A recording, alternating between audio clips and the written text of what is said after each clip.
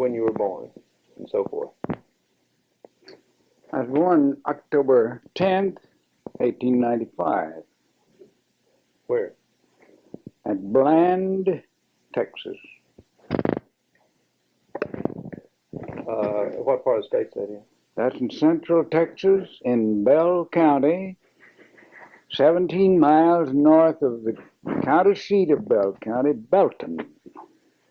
Didn't you tell me one time that you were born on the banks of the Leon River? Yes. And that's in Bland? Below Bland, yes.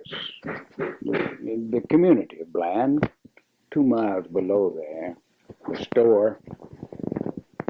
What kind of a house was it? Very common little house with about 3 rooms, including a living room, a back room, and a kitchen. Can you remember your earliest childhood here? Is this the first thing that you remember living in this house in Bland? Yes, that's the first place I ever lived. I was born there. And was Grandpa was farming the land? Yes. What was he? Did he own the farm, or was he a tenant farmer? No, he was a tenant farmer. He rented from an old gentleman, Mr. Wilson. How long did y'all live there? 3 years.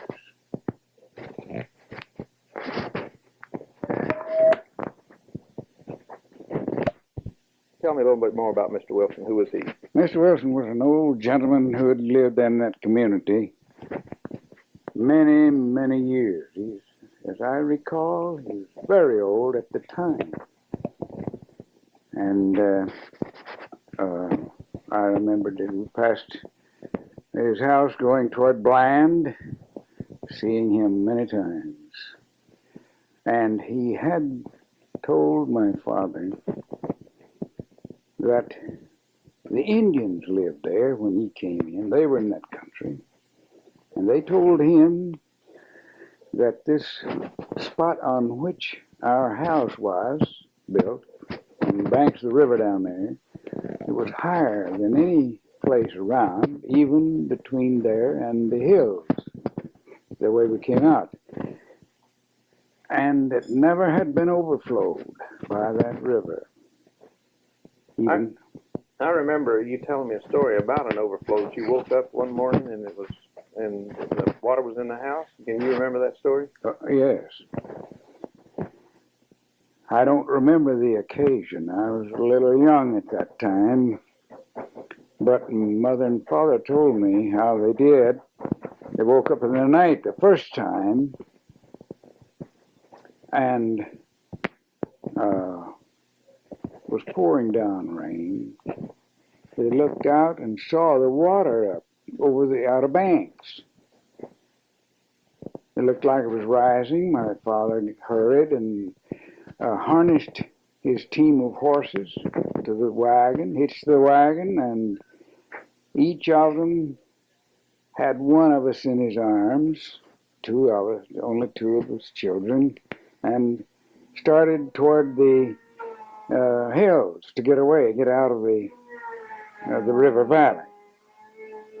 And they said by the time they got in the lowest section between the river and the hills, the water was up to the belly of the horses. But they made it safely and all right. About what year was this, do you think?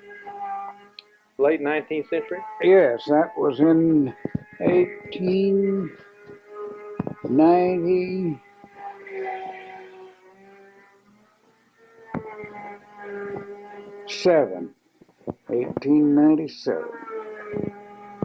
There was a suckling babe, and I was That was Aunt Reba? approximately 2 years old. You started a story yesterday about the earliest thing you could remember, and was that at the Bland farm there, the one you were born on? Yes. Okay, tell us a little about that.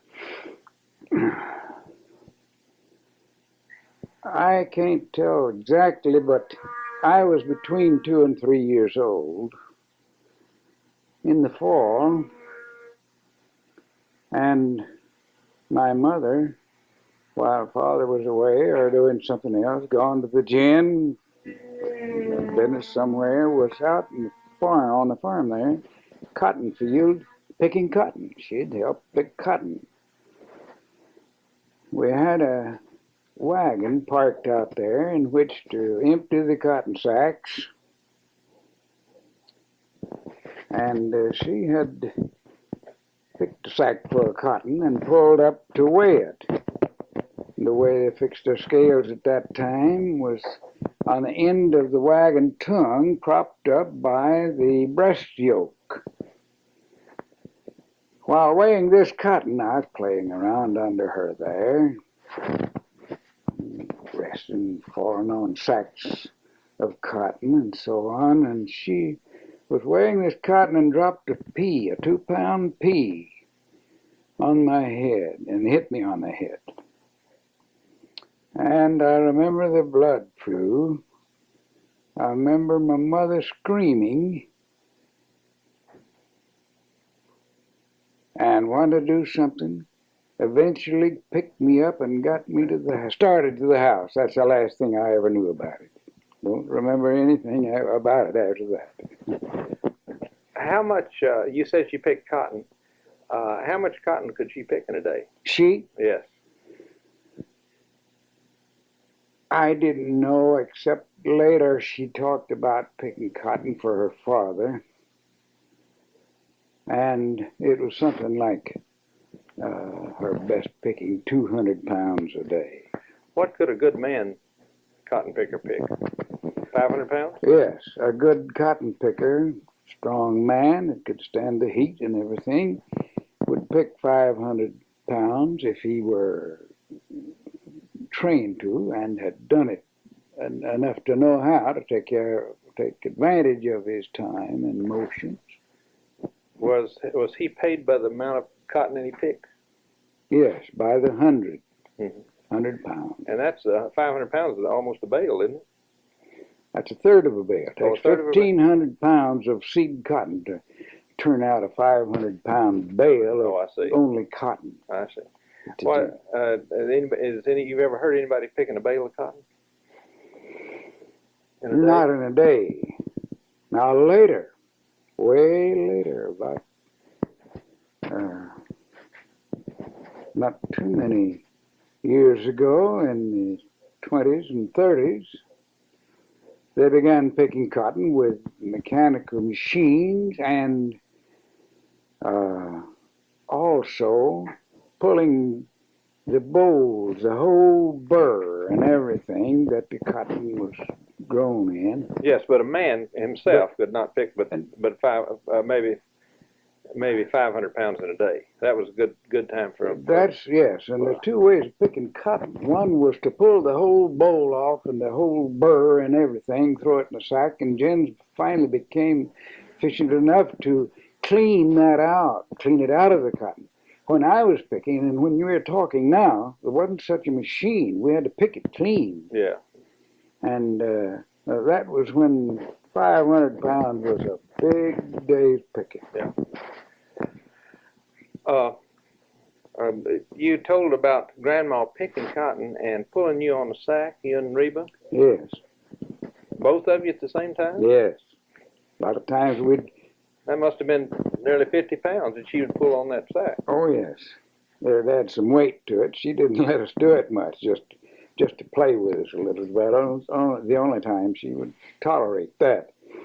Because it was hard enough to pull a sack of cotton without anybody on it. That's probably when the sack was pretty empty, huh? Yes, partially. We had to have enough cotton in it to make it comfortable. Yeah. Did you just followed her up and down the row, or did you stay and kind of babysit for Aunt Reba? Well, I stayed at the wagon most of the time, around her Aunt Reba, because she wasn't walking at the time I got hurt with this pea when it fell. She was born in 96, wasn't she? 97. 97? So she was, May 97. So she was just a tiny baby at that time. Yes, she was. a suckling baby. And Grandma's health real good at that time? oh yes, She's a strong woman. She's strong as any man almost to stand work. As far as work's concerned, she could really stand it and worked a lot on the farm. In fact, she grew up on the farm. That's what grandfather did with his children, was work them on the farm. Do you have any more good stories about the things that happened in your early childhood along on the banks of Leon River there? Some of them are interesting to me. I don't know whether it interests everybody or not, but I remember quite well. I was about between 2 or 3 years old. According to the time my mother said, we lived there. And the number of fall crops my dad made while there. How many years did you live there? 3 years. 3 years, okay. And he had his sister-in-laws, mother's sisters, and some others helping him chop cotton. And we chopped cotton then by thinning it. That's what was called thinning the cotton after it's planted. They had to plant it pretty thick, be sure they got a stand in those days. And then when it got up and healthy and growing, they had to thin that out. They came over there and were all working in the field. And it was a little late getting to some of it. Besides, the ground was very rich in that valley from settlings, from floods and so on. And cotton was high, nearly up to my waist, I recall. I'd stand there and pick food with it with my hand and not have to bend over. And I brought some of the big stalks in there, green and pretty, took them in the house to show my mother and asked them why they cut all this cotton up. These are pretty stalks. So she explained that to me, that they had to cut some of it out. It'd be too thick. I didn't know what that meant at the time, but learned later. Another thing that impressed me was how my father got stock water for his cows and horses. But the river ran right close to the house. It wasn't 100 feet from our house to the bank, a straight down bank almost. Trees grew along there, and some had grown down close to the water. It had been that way so long that trees had grown up the edge of the water. And he improvised a way of catching the water and bringing it up from the river without having to go down the bank and have to carry it back up the bank somewhere, So he ties a strong cable, wire cable, to the root of a tree in the water down there, down under the water. Then he ties that to something else up on the bank below there, as it and then he put a bucket on that line, run that cable through the handle of a bucket, bale of a bucket. It'd slide down there and hit the water and get full of water, and then he'd let the stream bring it on down here, loosen the cable enough that it'd bring it on down to where he could reach it, where he's standing. And then lift that water out, and he just had a step or two to get up on the bank and carry it, pour it in his water troughs. Slow way to get water, but that's the way he got it without having to climb banks with them in his hands to come out of it. And I went back years and years after that.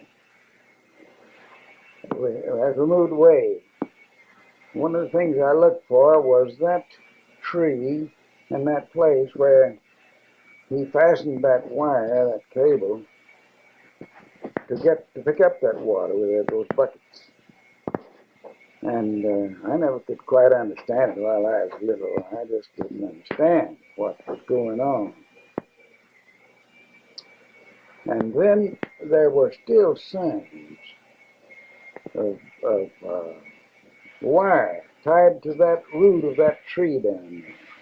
You mean later when you went back to it? Yes, after I was gone. Of course, I remember that you and I went down there, and the family went down there one day when we had the old 36 Ford, I believe.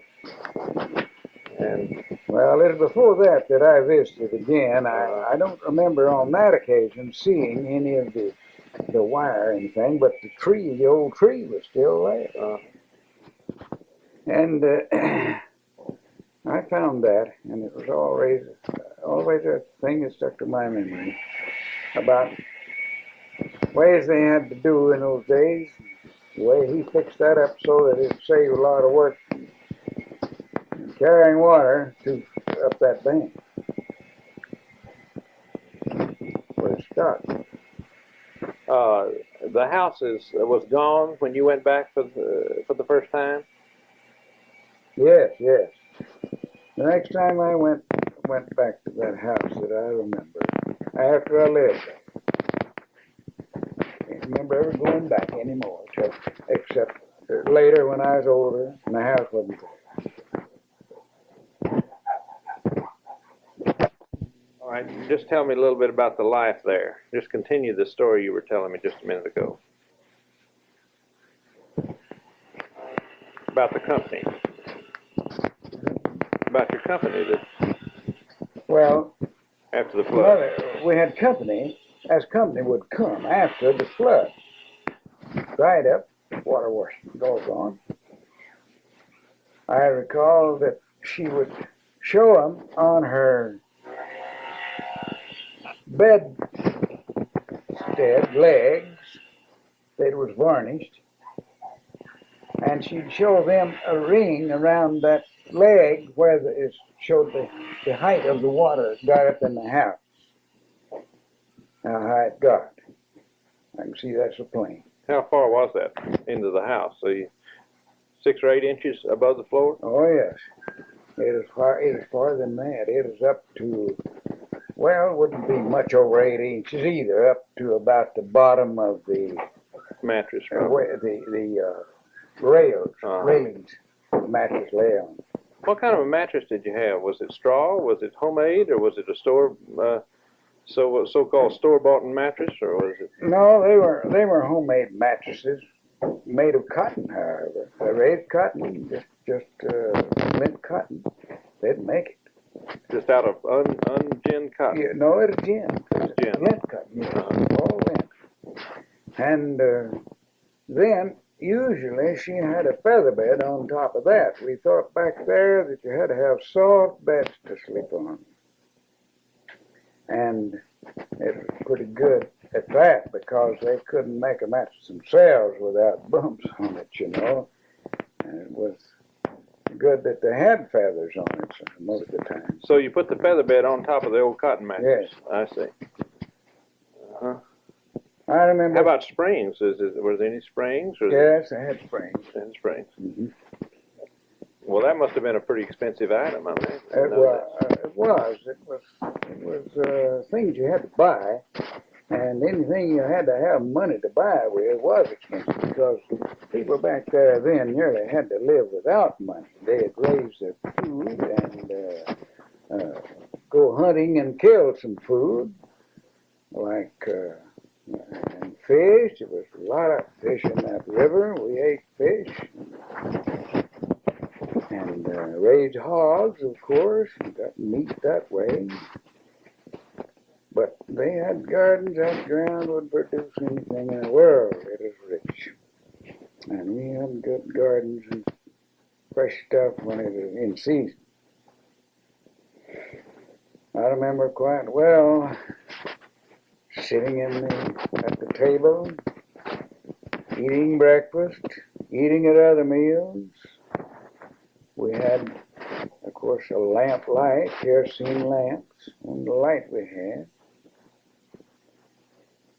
And I remembered some conversations between them. My uncle John Jones lived with us part of the time there. He was visiting with us a lot and helped my dad do some of the farming when he needed help. He's the one that never married, is that right? He was a bachelor.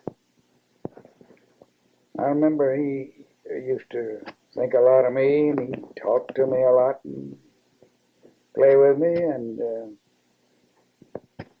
got me started somehow to naming buttermilk and cornbread. He thought that was good food, and he fixed it for me. And somehow, I don't know how it got started, whether he told me what to call it or if I just invented the name or something, I don't know. Anyway, I called it Unca Bunca. That was the name of buttermilk and cornbread mixed. Yeah, I remember eating that. I've never heard that name anywhere else. I've asked around to see if anybody ever called cornbread and buttermilk Uncle Bunker, and I've never been able to track that down. I thought maybe it was a folk name of some sort, but I can't seem to. It must have been an invention of you and your family. Tell us a little about about the things in the house, like what is the stove and how you washed up and things like this. What kind of baths did you take? Can you remember taking baths? Did you go to the river? Did you take it in a tub or what? My mother put me in a tub for a bath. She heated the water on the stove? Yeah, she'd heat it on the stove, and our washstand was a box, big box, fixed purposely for that. She had it kind of decorated with a cloth on top of it, and some oilcloth, we called it. And we had a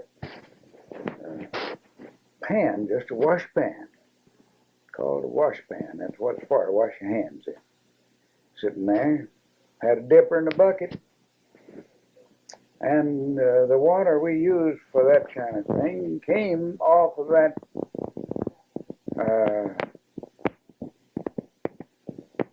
elevator, if you want to call it that, where he got the stock water from the river. If it's clean, of course, it had to be when the water had run down and when the water was clear. When it rose, or rain came or something and get muddy, we didn't use that much. We'd have to catch water from the rain, and we did. Was that your drinking water, what you caught from the rain, or did you have a cistern or a well or what? No cistern. Didn't have a well. How did you get drinking water at that place? Wait a minute. I'm mistaken. We did have a well. We did have a well, just a shallow well with deep water from, with a pulley. To go well pulley hanging up there. I remember that. I was about to forget it. Got drinking water from that. But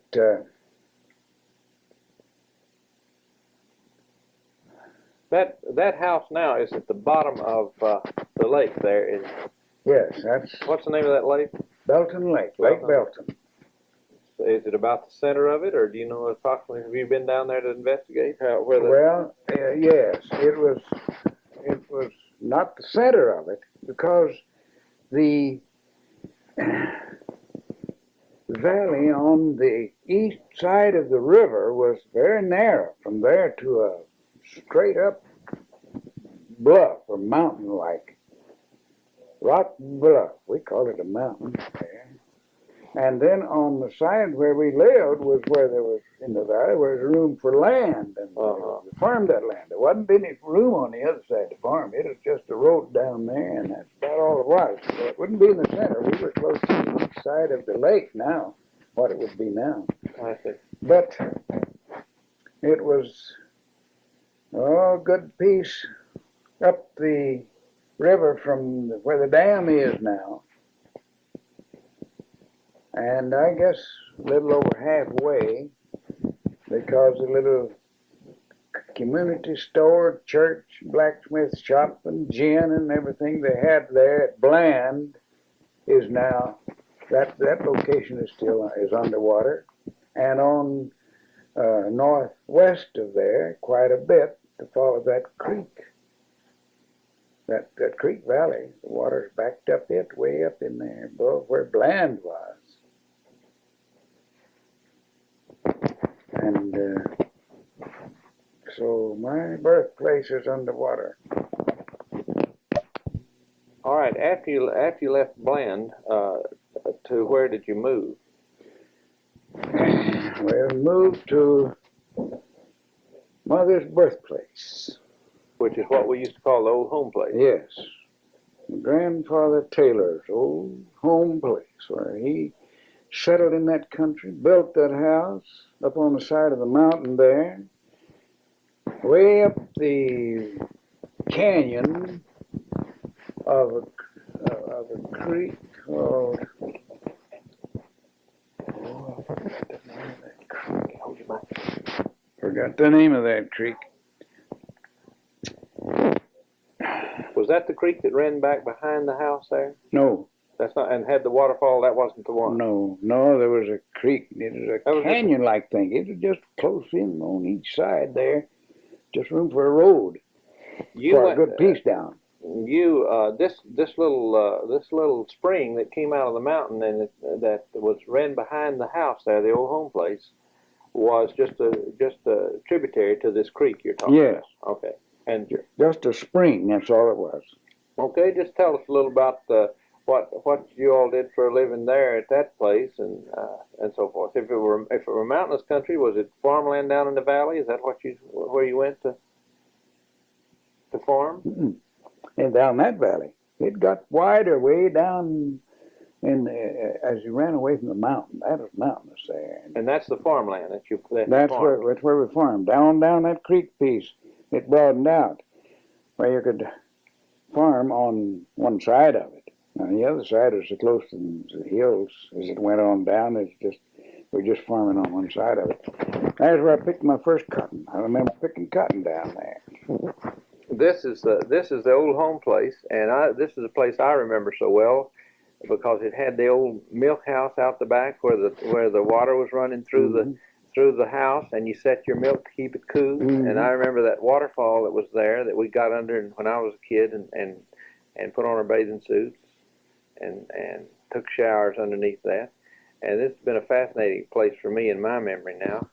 And so tell us a little about that house and what Grandpa did there and what Grandma did there and what life there was like.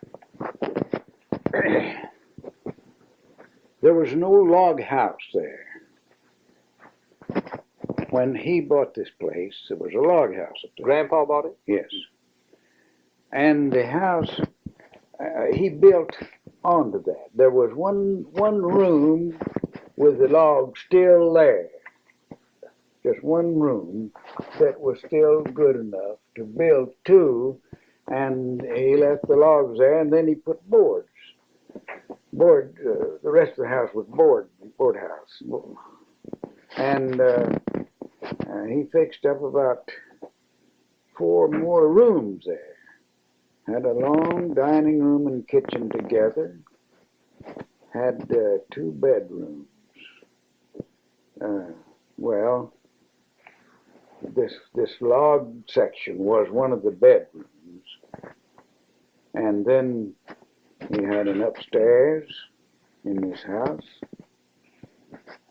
And then the big living room with a fireplace in it for heating, and used a wood stove for cooking.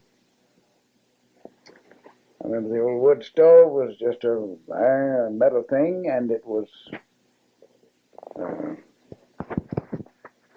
square, just a square with 4 openings on the top. Well, then it was right on a level place on the side of the hill.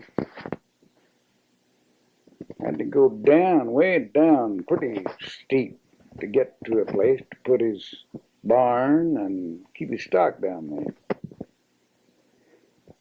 And in 1898, my grandfather with his family, and it was a big family.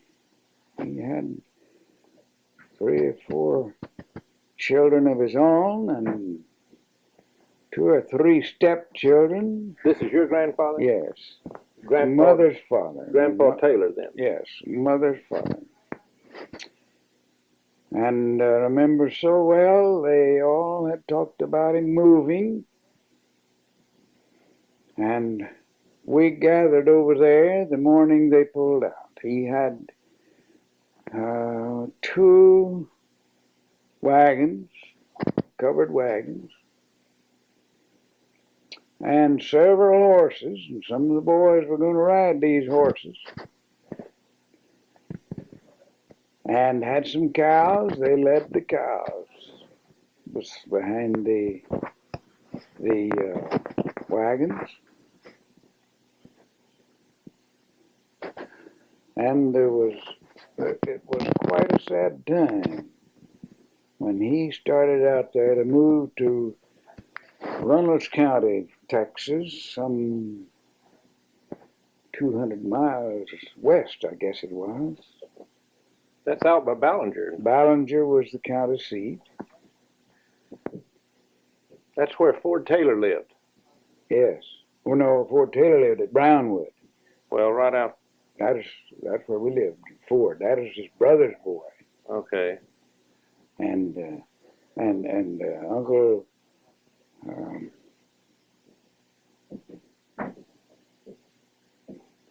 his name now.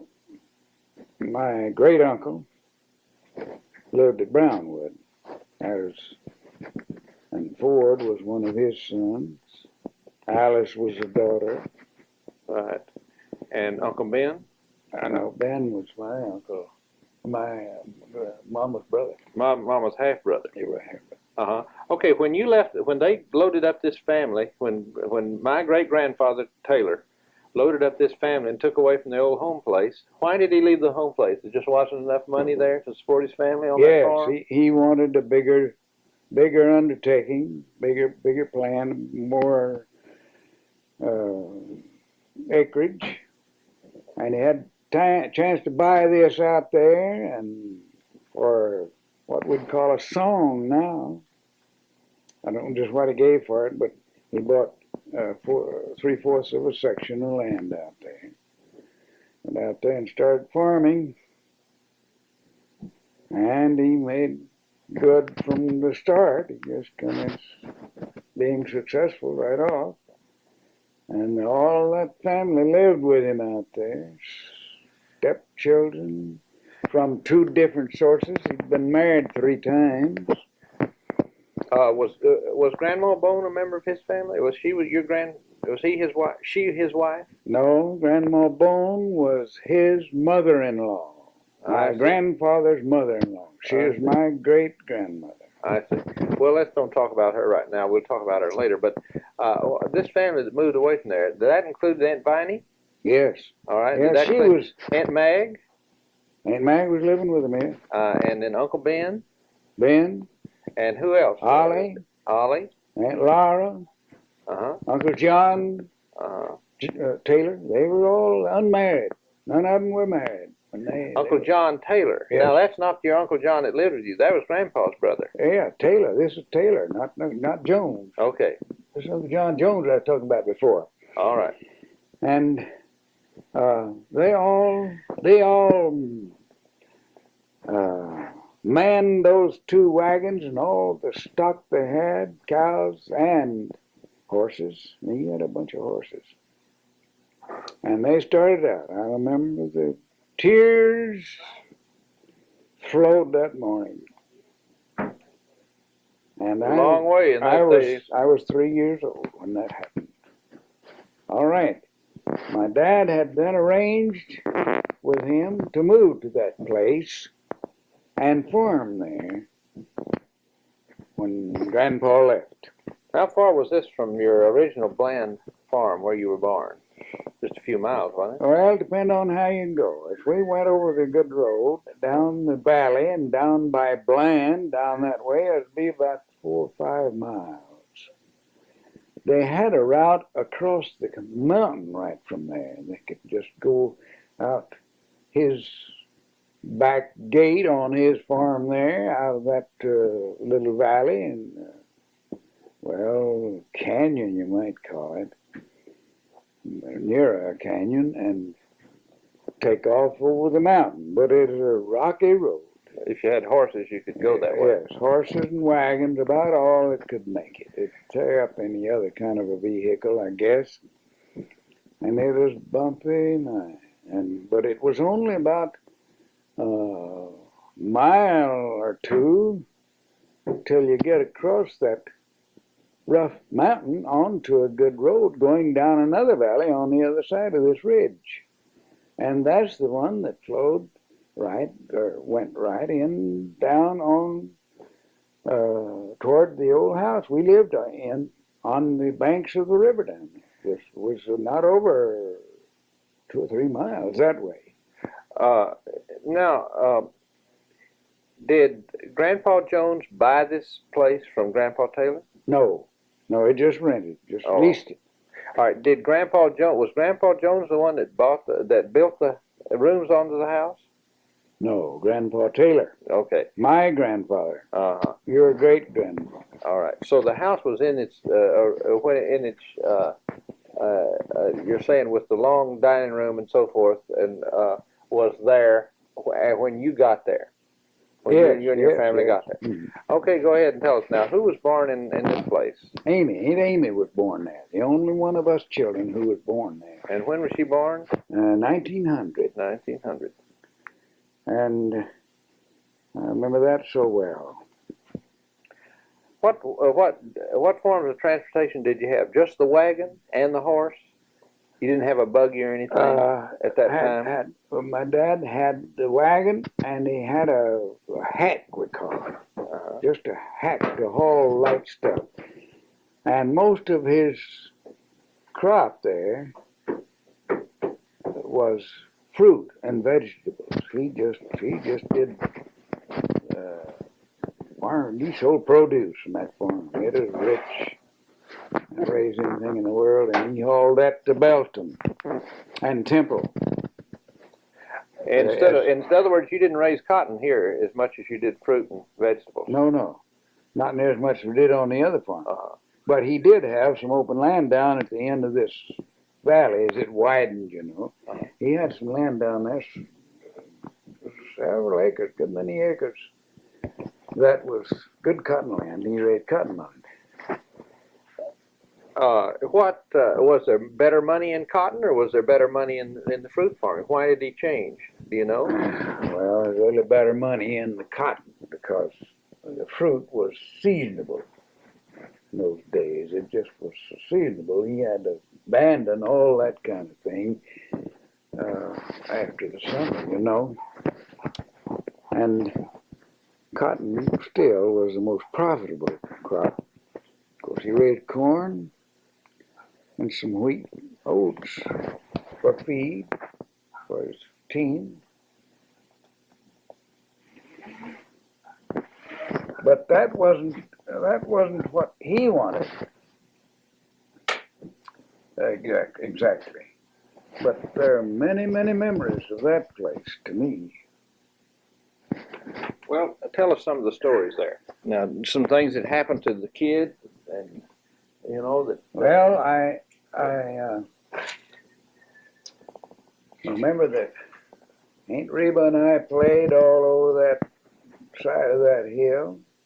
Must have been a tremendous place to play with that waterfall there. Oh, yes. Little pond out there. Good to wade in at a sandy bottom, and we enjoyed that. And some trees along the edge of it, and especially one mulberry tree right in the edge of that spring flow there, where the water spread out and ran slower, you know. I'd get in that mulberry tree if I could.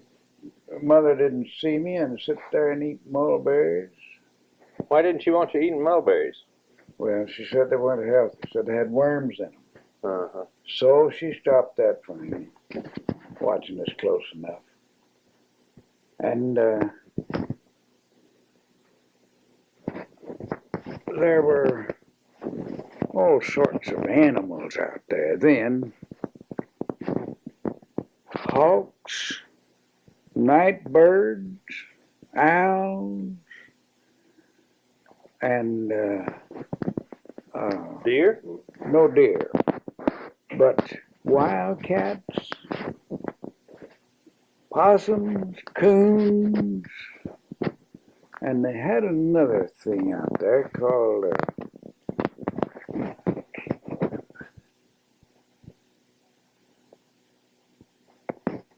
can't think of that type of animal. Anyway, dogs would tree them under rocks around. And Dad would get his lantern and we'd go out there. I'd go with him a lot of times. Not a wolverine. No, That's further north, probably. yeah, it is similar to lived similar to a skunk, but wasn't a skunk, and I can't quite say the name of it. Anyway, we'd go out there and he'd take the dogs and he'd help them run that thing out from under a rock and have a fight. Then they'd always kill him, and sometimes run into a skunk. Of course, we let them alone, and then he'd trap wildcats. Oh, wildcats would come around looking for chickens and get in the mother chickens, and he'd set traps for them, catch them. And a steel trap, they called it. Would, if they ever stepped on it, he'd grab a leg and they couldn't get loose. He'd have a wildcat. Were there any, were the wildcats or any of the those animals any danger to you children, or were they mainly just pests to the farm animals? No, they were no danger, offered no danger to us. As far as I know, there weren't any wolves in that area. We never saw. I can't remember seeing a wolf. How about fox? Fox, yes, there were foxes. Did you hunt foxes? He did, yes. They'd go fox hunting. Did you keep the furs? Keep what? The furs. Oh, I know. I don't think they bothered about them at all. Well, there are certain, some of those animals you mentioned, like the coon, have got good fur. Yes. And the possum has good hide. Did he ever kill them just for their hides or anything? Was there a market for any of that stuff at that time? No, there was. They were worth a little. I believe a skunk hide was worth about 50 cents. Maybe one that didn't have much white on it, I heard him say, would be worth a little more, get 75 cents for it, or something like that, but not much of a market for them. And 75 cents was a lot of money in that time, though, wasn't it? Yeah, it was. But they were farming. They had so much else to do. They didn't go in for trapping at all, for hides. How about for the mountain lions and the bobcats? Was there any money in the hides there? Bobcats, no. A mountain lion there would have been. Did you have any? But I never saw a mountain lion. I don't believe there were any in there when we were there. The population was too thick, I think, then for them to stay around. And there were bobcats. In fact, these wildcats are all what I'd call bobcats. Remember a wildcat, I ever seen one without a tail, that had a tail. But they had dogs, and my dad loved to catch them with dogs. And he liked to see them fight. I didn't care much about it. But he liked to see them fight, kill those bobcats. And I caught my first fish while living there. My mother improvised a hook by bending a small little pin, just a straight pin. And we put a worm on that, and I caught some little sun perch. The first fish I ever caught was right there. And this little creek that ran down that valley, we started above our house, that house, up the valley, and came on down by the barn down there and ran on toward Bear Creek, which was the next creek that I knew had a name. I can't remember of any others. And the spring to back of our house was one of the most beautiful things that I remember about the place. And it came out of the side of that mountain back there, and they built a place for water.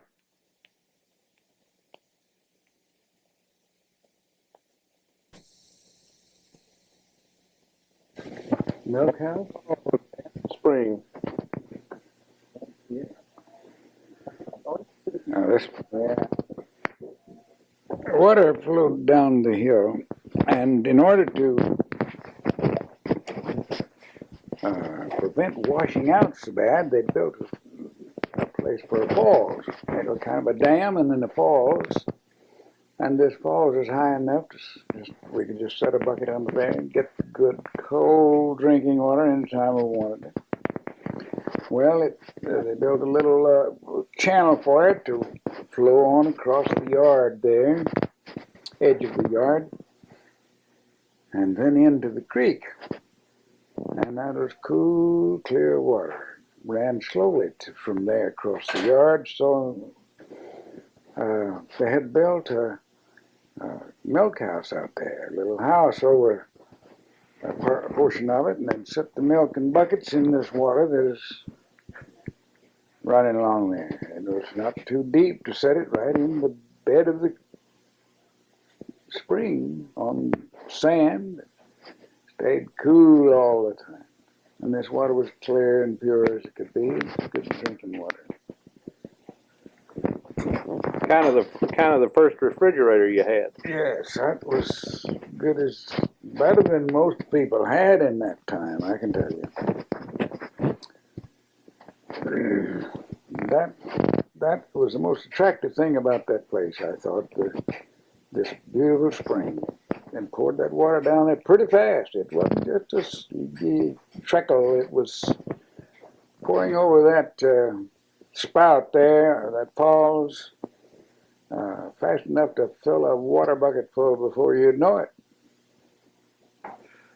I remember going there one time when we were kids with Aunt Viney and Leela, and of course you and Mother and I and Sue and Bob, and I thought it was the most beautiful place I'd ever seen, and I had only seen pictures of it. There had been, I believe, Leela had taken art and was a painter, and she had painted some pictures of it. You remember those? Some oil pictures of the old place out there? No, I don't remember. You don't remember that? Well, Aunt Viney had those. Pictures. Aunt Viney had those. See, and that's what I'd seen. And so when I went out there to look at it, it was just very near the way Leela had painted it. I don't know whether Leela had any great talent or not, but at the time I was very impressed with her ability to recapture that scene.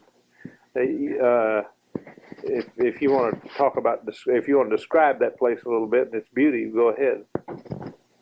The trees and so forth in the yard, as I recall. Yes, the trees were large. All the trees in that yard and around that house. It was almost a solid shade from the house back to the spring because of the magnitude of the trees. There weren't so many of them, but they spread out there, big oaks and other kinds, a pecan tree, and it was really a beautiful place, level. And it was kind of up on a bluff, and you had to come up the road and go around by the cow lot there to get to the kind of a road that kind of wound up into the yard, didn't it? As I recall. Yes, it was steep, at least, from the level where the barn was, and also across the creek that was flowing by the place, into which the spring flowed. Right. There are actually two creeks there. Yes. Uh-huh. And one spring in a creek, that is. Yes. And it had to be crossed way down the bottom of this thing. You couldn't start right down it there, and you go forward up the hollow toward the that is toward the source of the creek until we get to level ground down there before you could get across the creek when they had a bridge built. And well, it didn't have either then. When we lived there, that bridge was built after we left there.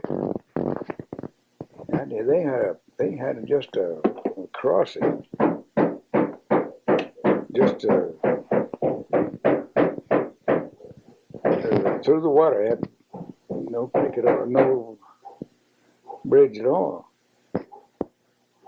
And then when we got to where you had to go up the house, there just wasn't any way but to climb that steep, like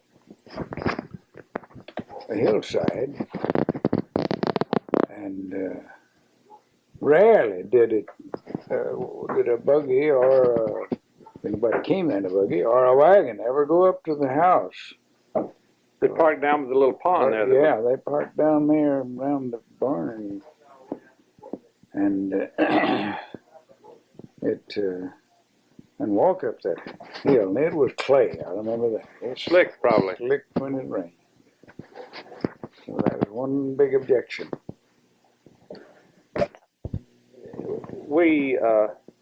You said you remembered the name of this animal, and you call it a civet cat, Mm-hmm. and it was about the size of a skunk. Do you think? No, he's longer than a skunk. Longer. He wasn't shaped like a skunk at all. And he's a lighter color. He's more of a, as I can recall, sort of a gray haired thing. Uh-huh. Would you think he was a member of the cat family? Or a rodent, like a squirrel or a skunk? Or It's more like a rodent. Okay. Yeah. Well, tell us a little instance about this civet cat, if you can remember it. Back to this civet cat. My dad, I recall, took me one time, got the lantern after the dogs treed him out there, and he had an idea what it was. The dogs kept barking. They couldn't get under there to get him out, but they could smell him. And they had an odor similar to a skunk, but not as bad. And so the dogs couldn't scare him out. Dad got a pole stuck back in there to try to run him out. He'd start out and see these dogs and then run back right quick. And I recall how I watched that procedure. And he didn't come on out, so we could see the dogs catch him. But of course, he didn't want to be caught by a dog. That was his natural enemy. Anyway, we finally kept gouging at him. Dad got him out anyway. Dog grabbed him, of course, killed him right there. I don't know why they killed him. I think maybe they were chicken eaters, as I recall. But they weren't so thick like bobcats and other animals that would bother chickens. But after leaving that place, I never saw another civet cat. Now, you told me that you had a rattlesnake story. Tell me about this big rattlesnake Grandpa killed. Have you started now? One morning he went to the barn, harnessed up his horses, and was going to go to the orchard and harvest some fruit to take to market. As he approached the gate where he went into the orchard,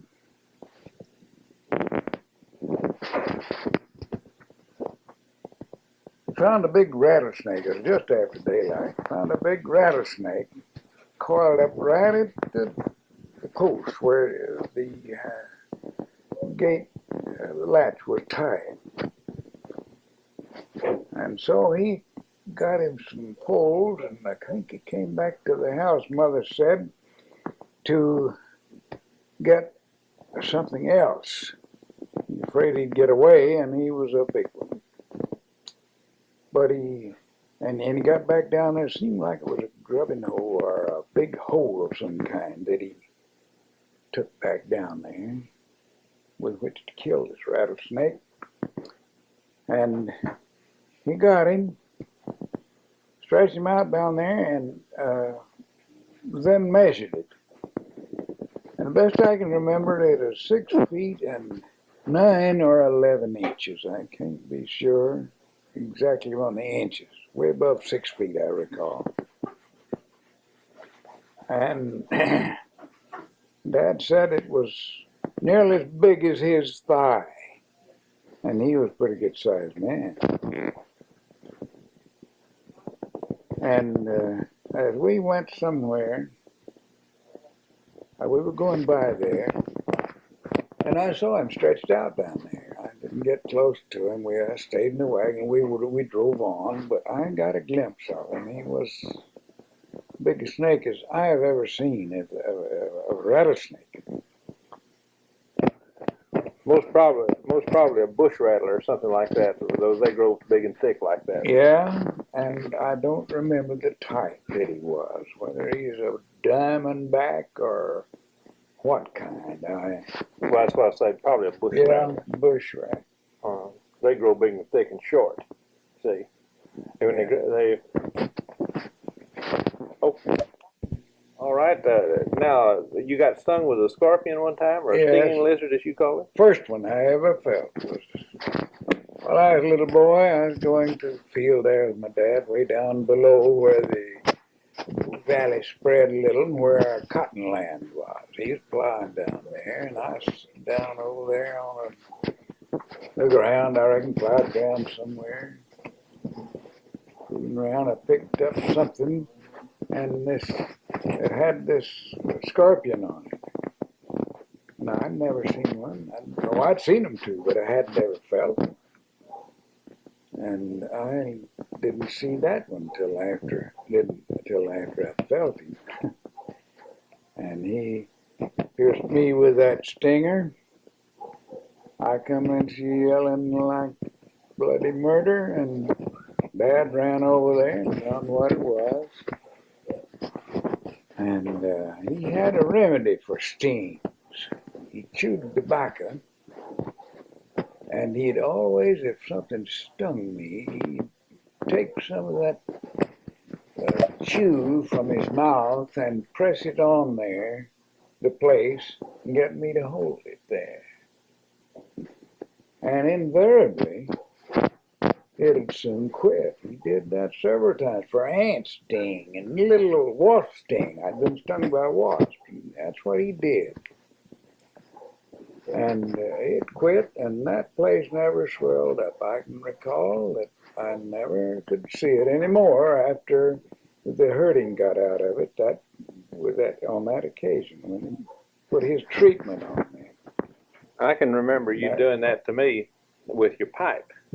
You'd take your old pipe apart and put that tobacco juice on there on an ant sting, especially red ants, and we'd be out barefooted in the summertime and get a bunch of red ants on us, especially when they'd sting us between the toes, where it's real tender.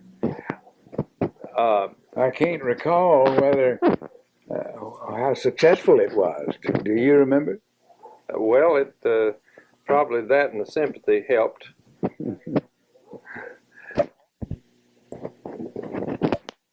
Now tell us about the pet possum.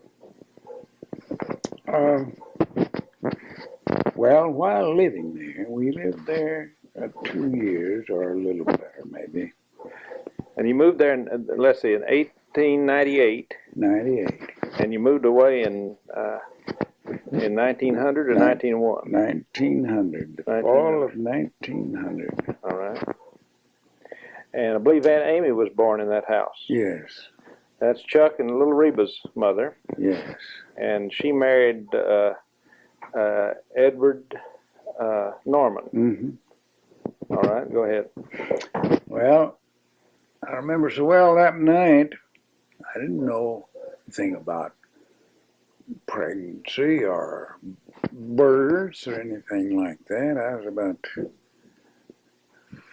5 years old, nearly 5. She was born August 15th. And I remember I'd been put. That's Amy you're talking about. Yes, that was Amy, my second sister. And I'd been put to bed on a pallet. We slept on a pallet there, those warm days. And All right, go ahead now. We were interrupted. so they were getting around there, and Mother had a woman or two there for some reason I knew, visiting. They were there. And that put us on pallets on the floor. And I was lying down there trying to go to sleep. One of these women was Mrs. Howard, who lived between us and Bland on the road between our house and Bland. They had notified already somebody at the store to call the doctor. The nearest doctor was at Moffett, Texas. That is on past Bland out toward the prairie. And about 5 miles from our home. And we had no way to get there except by a wagon or horseback. Let me answer the phone. I went on to sleep, but she yelled before I did go to sleep, the loudest I ever heard a woman cry, telling them to hurry, hurry. And I was told later that voice traveled all the way down that holler, and that's a couple of miles. People heard her. And she was in labor, is that correct? Yes. Uh-huh. And so I went on to sleep. Next morning I woke, had a little sister, and they named her Amy.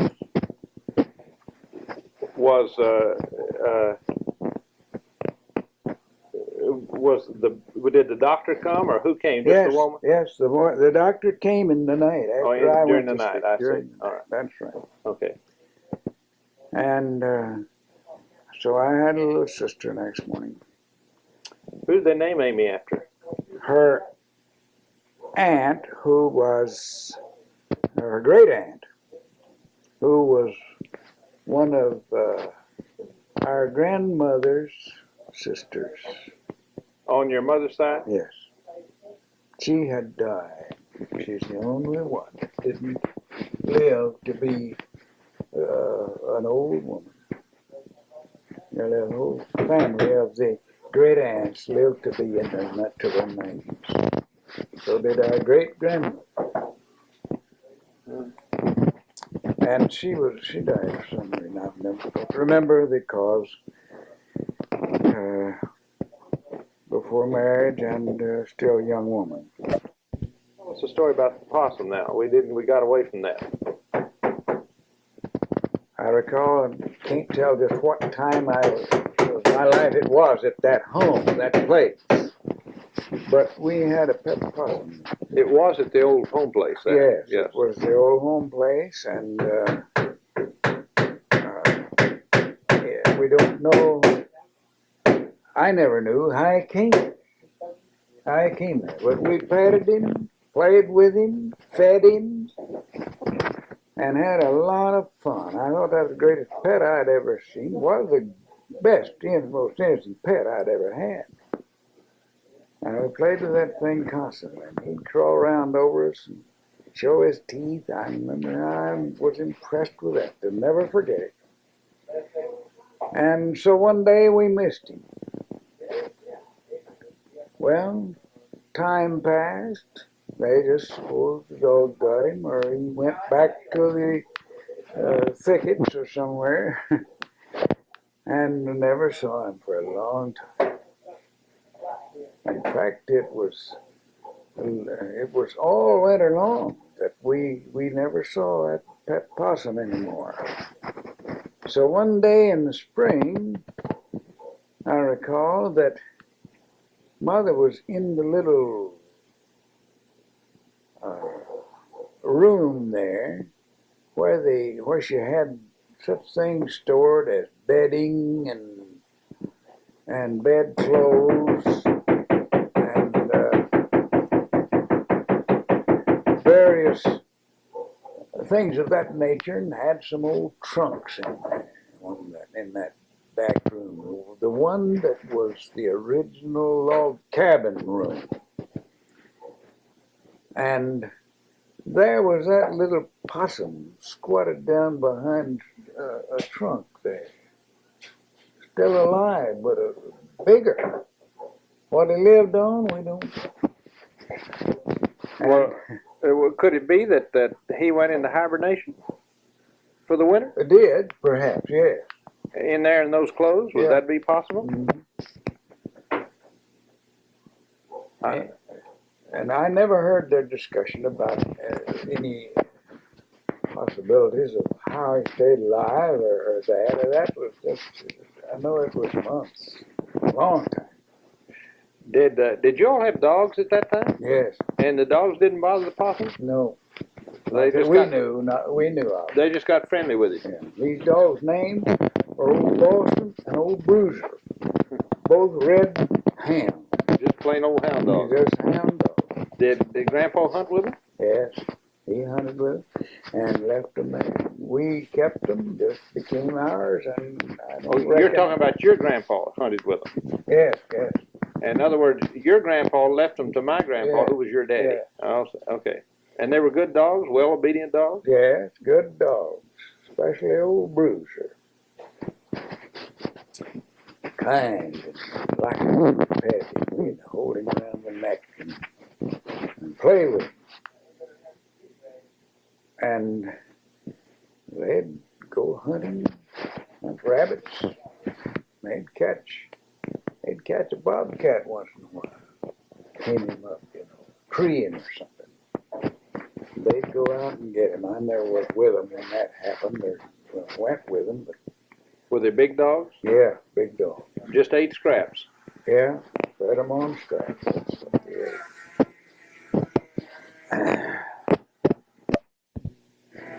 I never knew what happened to the possum. After that, I can't remember. I remember we found him. I don't remember how long he stayed, whether we played with him anymore or not. That's the end of my memory about it. All right. Now, you tell us a little this story about why you got that big toenail that you've had all your life. When I was there, within the 2 or 3 years I was there, we played all around that house. Run, and my sister was getting up where she could get out and play and run with me a little. And old enough to keep up with me at that time, but I remember playing out in that yard, and the was Amy born yet? Was Amy born yet, do you think? I can't recall whether. But even though she was too small to be out, no matter what. Was she born in 1900? Mm-hmm. It had to be before that, because we left there in 1900. Okay. Latter part. In other words, my dad finished that year and the next year was going to be from January on. It was either right at the first of the next year or the last part of 1900. Anyway, the water running through the yard with rains had constantly washed the dirt from the roots of some of those big trees. And the roots would be showing outside. I have to jump over them or cross them in running and playing a lot of times. And I remember how many times I'd stubbed my toe on those roots. And the first time I remembered it was just terrible. It just hurt so bad. I screamed and went to my mother to do something about it, and she wrapped it up. And while it's wrapped up, it got quite hurting, of course, and it hadn't got well, and I out there again and stubbed it again while it was still sore, still not well. And I'd have all that to go through again. And I did that time after time. It always seemed to be the big toe of my left foot that I'd stubbed when I hurt any of them. Stubbed any of them. It'd be that one. And of course it got well, but after I grew up, it was so damaged, the root and all, that it just grew right straight up out of my toe, it seems, at the root, and didn't grow as a thin nail on it. It began to thicken. And I still have that thick toenail that I have to use side cutters or plier-like cutters to cut that toenail. It stays thick, but it doesn't grow to my toe except right at the root. Tell me a little about Grandpa and Grandma's friends. For instance, did they have a lot of friends, or was it, when they were farmers, I suppose, in the area? Yes. And did they? How often did people come see you? Pretty often. Pretty often. That's the only place people had to go to see each other, visit each other. That was entertainment then. That was just about it. Did they come at night, or did they come during the daytime? Mostly during the day, Sundays. Uh-huh.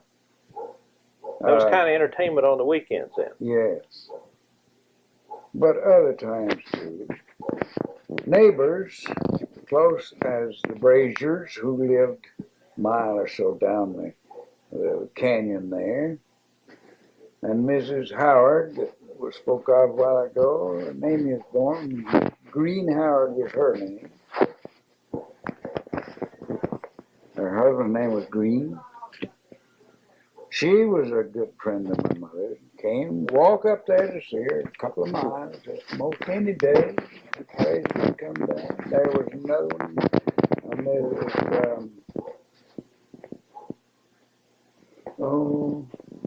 This is it.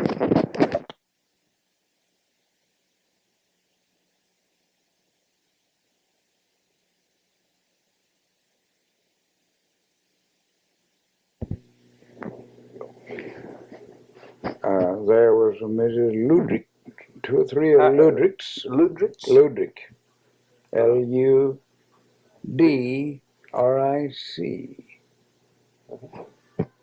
And they were very close. We visited them often. And they visited us. And then there's Mrs. Hope, Mr. and Mrs. Hope. They had a bunch of children, kids that we played with. Another good friend of theirs, especially good friend, was a Mr. Grimes. And there's so many Grimeses in that country, I can't remember what this special friend of theirs was named, first name. I remember Will and Lon and Bob. And best I can think, this one was named Bob, because I know it couldn't have been Will or Lon. They were both much older men than Dad. But this man is much his same age. They befriended Dad in many ways. Bob did. And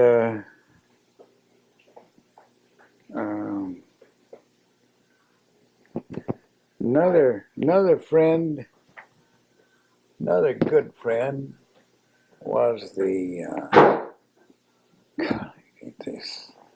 Slam 'em.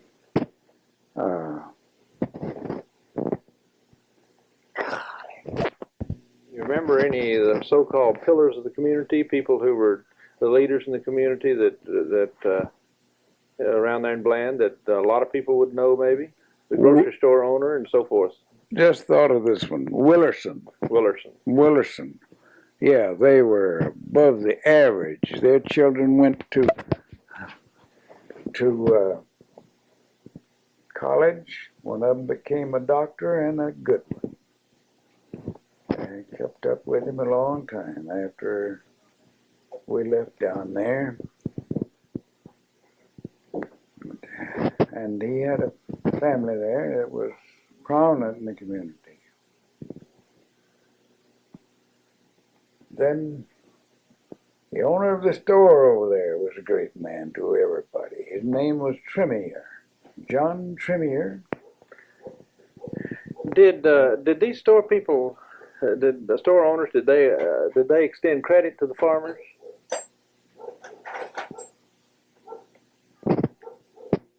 My impression is they did, and yet I'm not sure.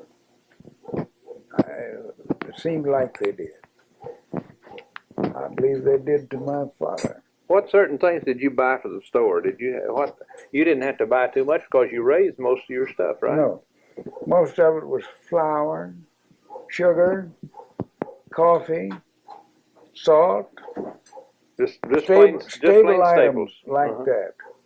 That's about all. They'd buy Cornmeal, things like that. meal. Oh, no, didn't buy cornmeal. I carried that cornmeal up there a lot of times. Just take the corn and get it ground. There was a grist mill up there, and they'd grind it for a toll of the meal. Uh-huh. That's where we got our So corn. you got your own cornmeal out of your dried ground corn. That's right. Uh-huh. And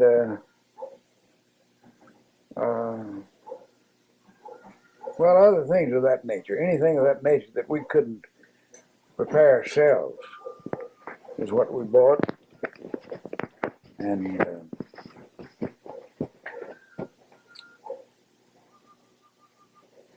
we didn't have such things as ice cream then. I never saw an ice cream freezer till I was 12 or 13 years old. I remember you told me that one of the rare things that you had was licorice. That is still later. Still later. Yes, I never saw any licorice. What were Christmases like? Did you get any They're the presents? greatest times in the world. Yes, they saw that I got presents. Our children, all of us got presents. What, for instance, is the first present you can remember getting for Christmas? There was a little wagon, so long, had a tongue in it, you know. That you pulled and hauled things in yourself? Yes. When Reba was still little, we'd go visit somebody. Mother would let her ride in the little wagon. I'd push it or pull it. Usually I was pushing to help her. She'd pull it and I was helping push. She'd get me there and I'd bend over there. That was a job I didn't like. Bending over pushing it, huh? And was Reba a fat baby? yeah, she was. She was a big baby. So she was big all her life. All her life, yes. Big baby. Like Laura. Except Laura's bigger. Well, she weighed 11 pounds, really did when she was born. When she was born. Mother said the biggest baby she ever saw. And, a lot of times we'd go visiting. That's what we do. The way we'd go. And during the day. they had a doctor friend over in Moffat. That was a great friend of theirs. And she, for a long time after she married, one of her school teachers lived down there, and she thought the world of him. His name was, I can call it now, I always could, but I can't call it now. We didn't finish the Christmas either. All right, go ahead and talk about the Christmas story then. Well, they saw that we got presents every year, and we were the happiest kids that ever lived. Wake up and find that Santa Claus had been there, and the chair's full of pretty things. Even if it wasn't anything but a whistle, It's just great. We enjoy those things. I finally got a little train. Just didn't have a track for it even. But it was cars. A little engine made out of tin and all that stuff. Wind up type? Or did you No, have no, they didn't wind them up then. They didn't have those at that time. Didn't see any then. Uh-huh. And the last Christmas that I can remember down in there while I was little, I got a suit of clothes. It's the prettiest thing I ever saw. And I just wanted to wear that so bad. One time we went visiting, and mother let me wear that. And we were gone all afternoon. Got back home, we had to round up the cows. She had to milk, and I had to carry water and all that kind of thing. So she got the cows, sent me to the house to get the water up. And she told me she told me to take off those clothes. I didn't remember it. I just frankly didn't remember it, truthfully. But I went on, I loved to wear them so well. I just got in that bucket and I went up to a spring. We had a spring there. However, that's not connection with the living at the old place.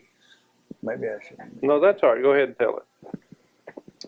And anyway, it's Christmas we were talking about. Was Christmas this before? Was this after you moved away from the old place? Yes. Okay, we'll go ahead and tell this story. Let's talk about Christmas. It was, one time I'd got this beautiful suit.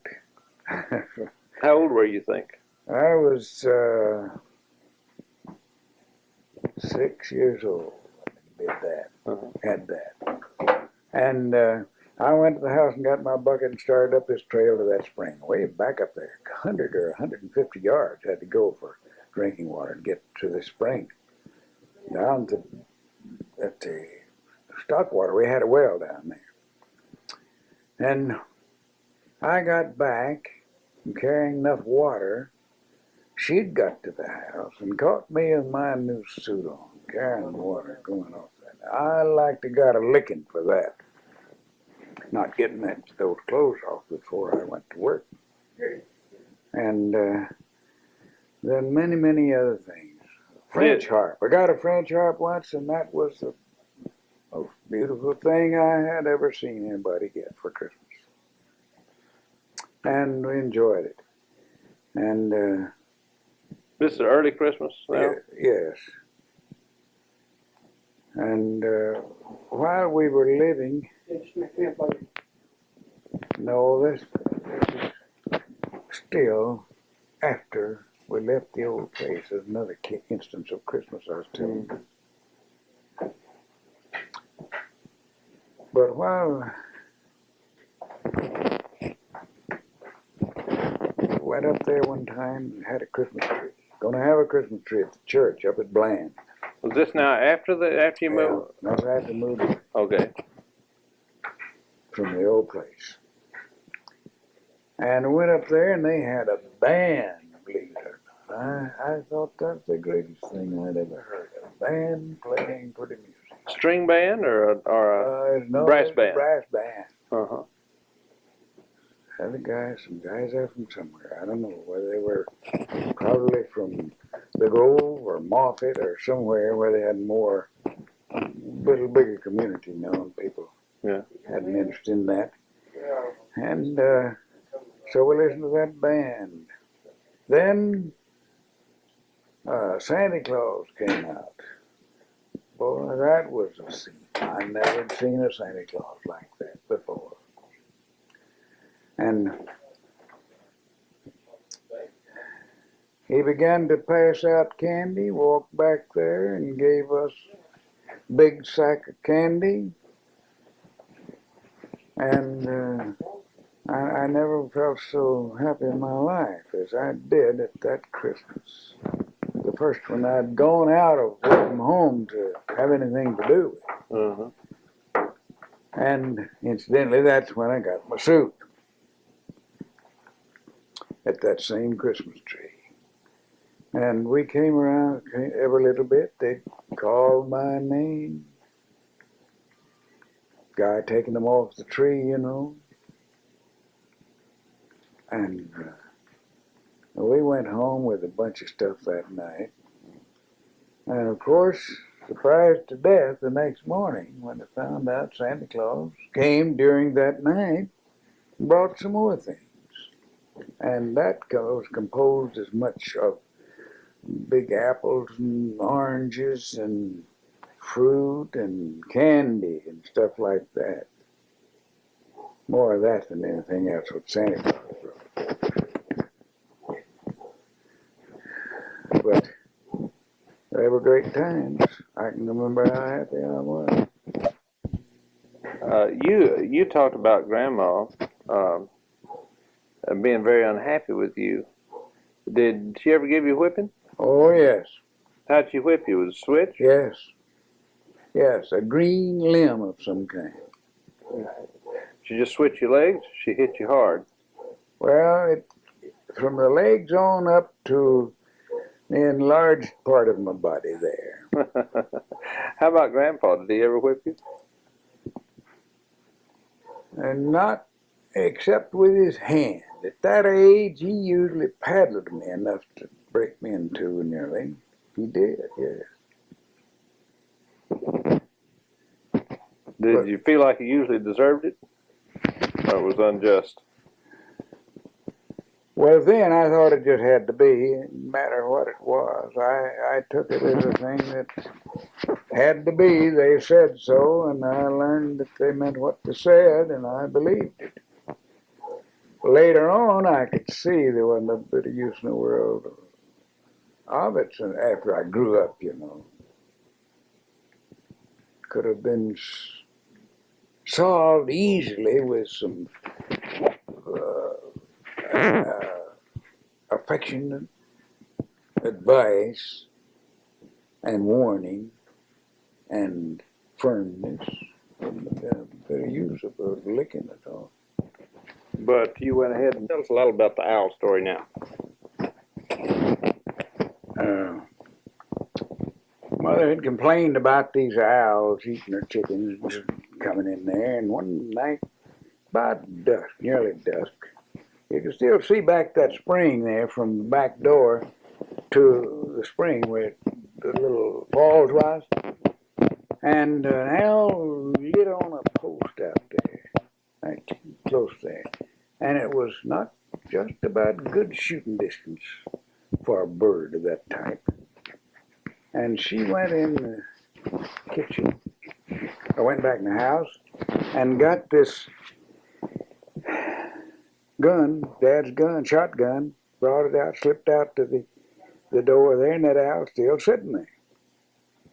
And she raised it up and shot that owl off the top of that post.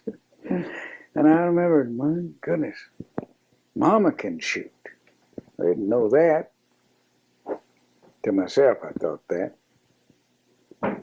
She was a true pioneer woman, wasn't she? Yes, and I learned to believe that Mother can do anything. She is strong. She is fat and healthy, but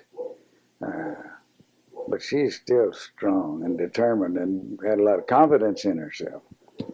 Anyway, she got that owl, and I marveled at it. All right, now tell us the Galveston flood story. This is 19. All right.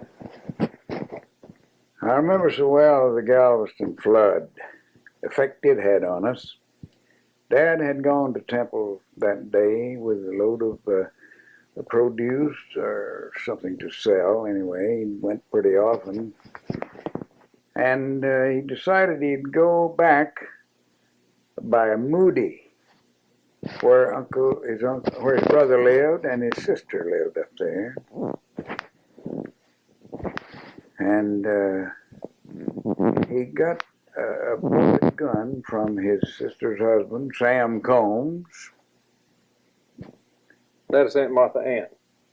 Aunt Martha Ann's husband, yes. And started home. Went by his brother's house, Uncle Mike, we knew him as, Uncle Mike Jones, and And Uncle Mike came home with it. He brought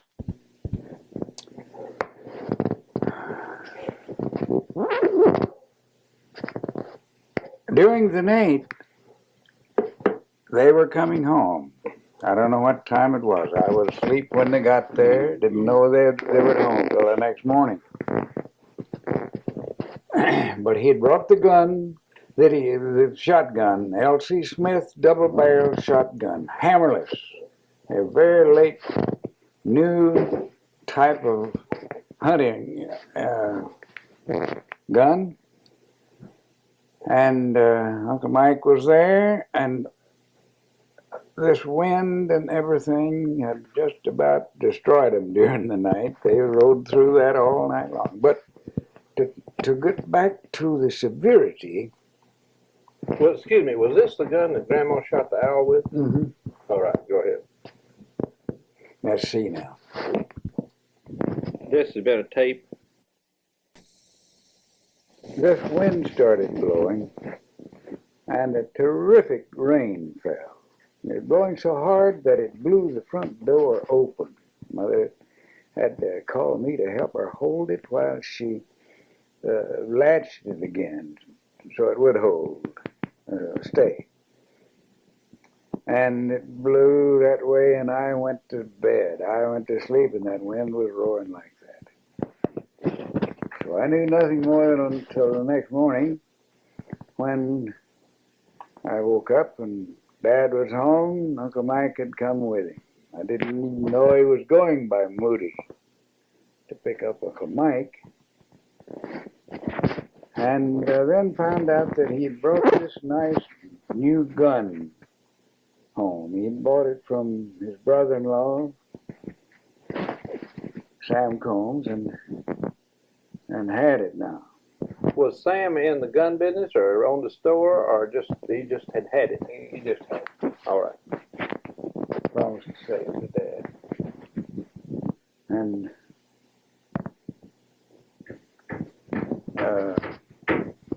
then we knew nothing about it. I heard nothing more about the storm. It was all over then by morning, still nice, except that terrible rain that fallen. And then a little later, papers came in, brought the news that Galveston had been blown away. And this was just the continuation of the storm going inland after it passed Galveston. And the record only knows now, records the death and destruction that occurred. But I remember that so well. All right, now, about 1898, you said that Grandpa Taylor took all of the Taylor family, except for just some distant relatives, and moved away. And moved to Ballinger and that area out there. Abilene, maybe? Somewhere close to there? Where? What are the other towns? The little town where the post office was Norton. Norton. In Runnels County, about 15 miles northwest of Ballinger. Norton in Runnels County. All right. So Grandma Jones was really the only one left in Central Texas that was a Taylor. The rest of them moved out. Yeah. Then what happened was, little by little, Grandpa Jones's family came into Central Texas, to Moody and so forth. Is that right? No, they came before that. They came before I was. Before you were Before born? Dad was married. Oh, I see. All right, Will.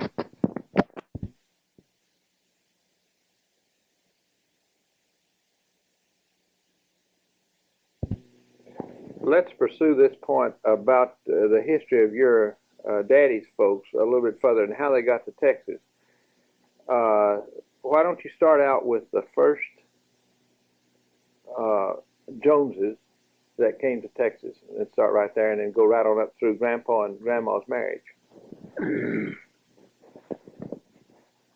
I don't know exactly the year the first one came, but it was my aunt and her husband, Is that Aunt Martha Ann? Aunt Martha Ann Combs, and their husband Sam were the first of his family that came out here. And Daddy, you told me that that you had heard through your mother the story about Sam Combs and the situation that caused him to leave the eastern United States and come west to Texas. Whether this is fact or not, and how much of it is true or not, we just want to say that this is a story that passed around at that time, and you're just relating it as you heard it, not necessarily fact. All right? Well, you said caused him to come from the east to Texas. I believe it'd be better if we said, if we just stated that that Sam Combs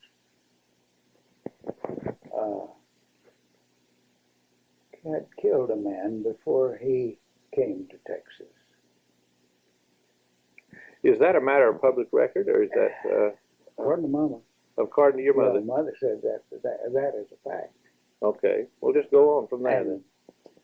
And then, not to say it was caused. She didn't say it caused him, and I don't suppose anybody could say just exactly that that's the reason he left that there, but that's how it occurred. So we don't know that he fled prosecution. No, we don't know for sure. All right.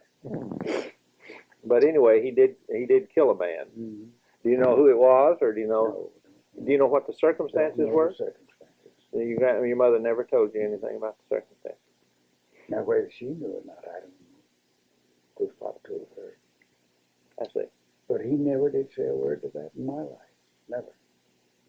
Not a word about it. Mother told me.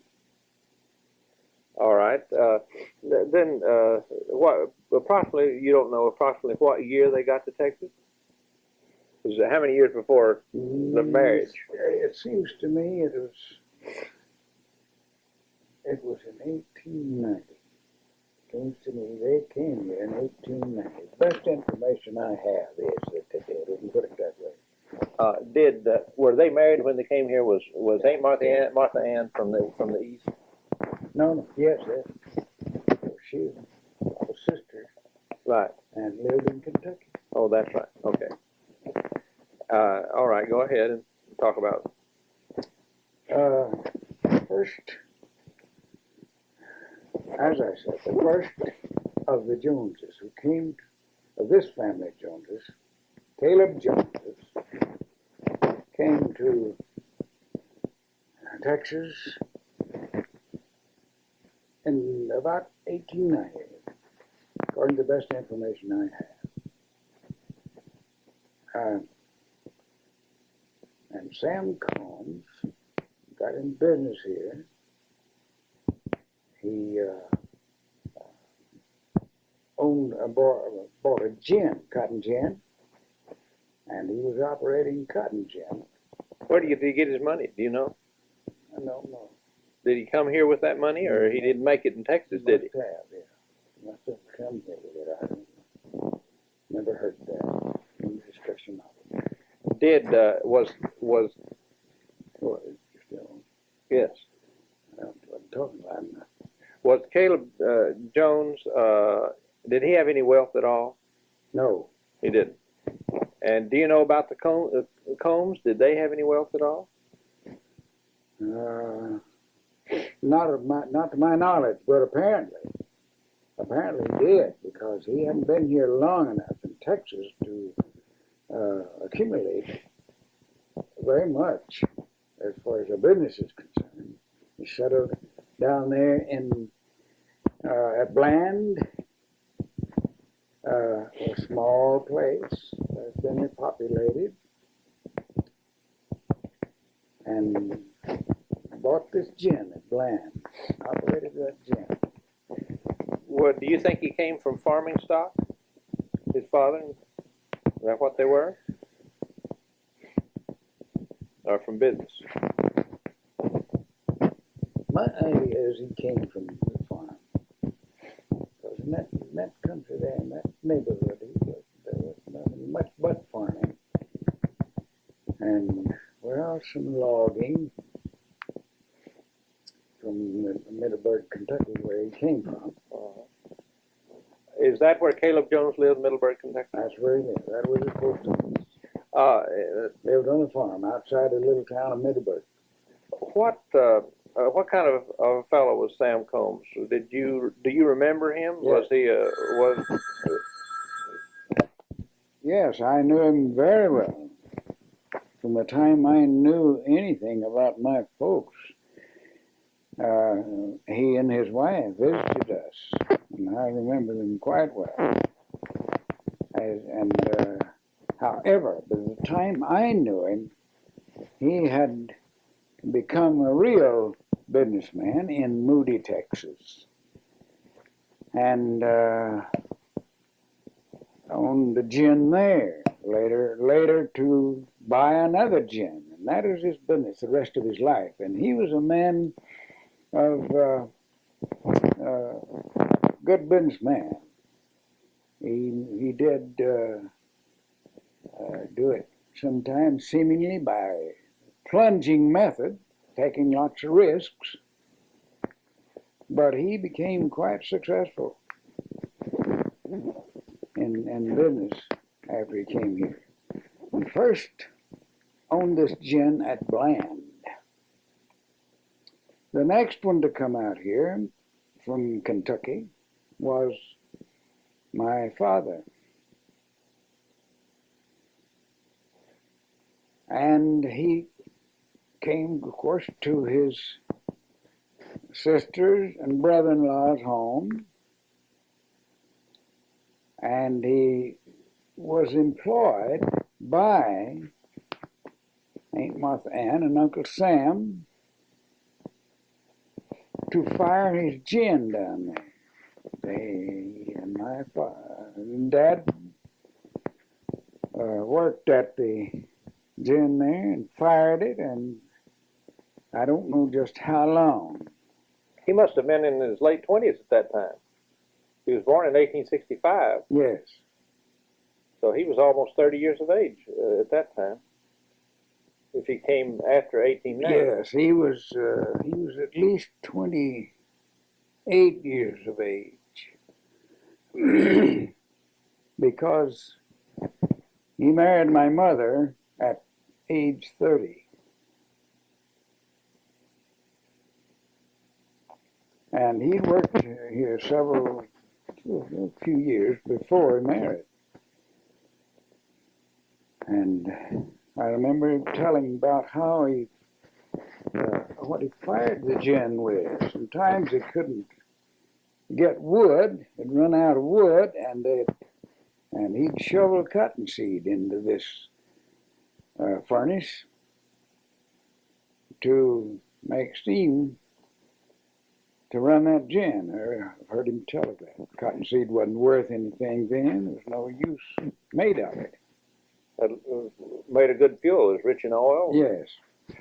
Tell us, before we get away from Sam Combs, tell us a little bit about Aunt Martha Ann and what relationship she had to you and your family, and just describe them. I can't quite get in my mind what kind of a person Sam Combs was. You have, can you describe he was? Yes. What his relationship? Tell something about him and did they come to visit you and so forth? My Aunt Martha Ann was one of the finest women I ever knew. She was so kind and thoughtful to us kids when I began to know her and remember her. And she'd visit us, always helping out. If any of us were sick, she would always be there. And I learned through my mother that my father became ill while he was working for Uncle Sam, and they kept him in their home there and had a doctor to look after him, and he had a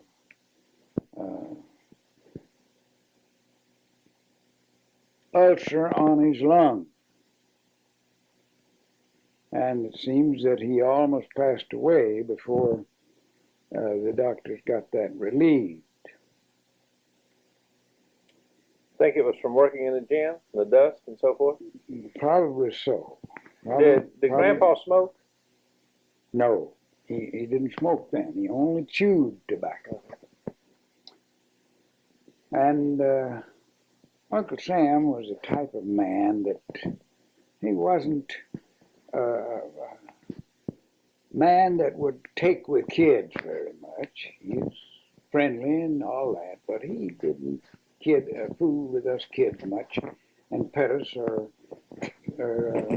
talk too much to us in a way that he would win the favor of a child.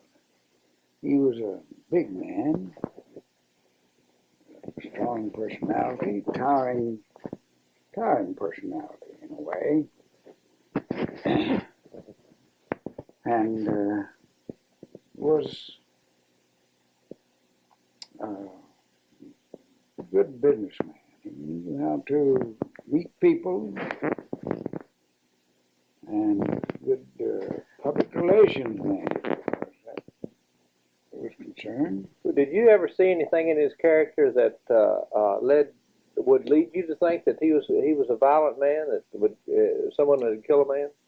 No, I never saw any act by him or any feeling expressed by him that would indicate that. Now,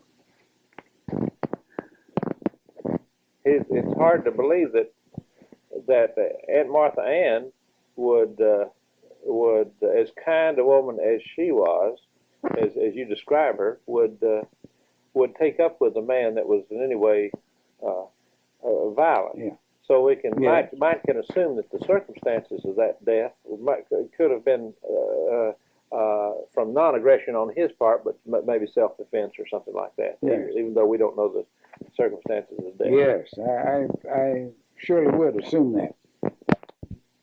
Did Sam and Aunt Martha Ann have any kids? Yes. How many did they have? Do you know? And what They were the had, names?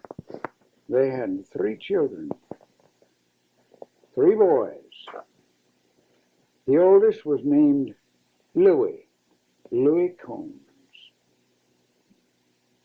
And the next one was Herman Combs. The youngest was Sammy Combs, named for his dad.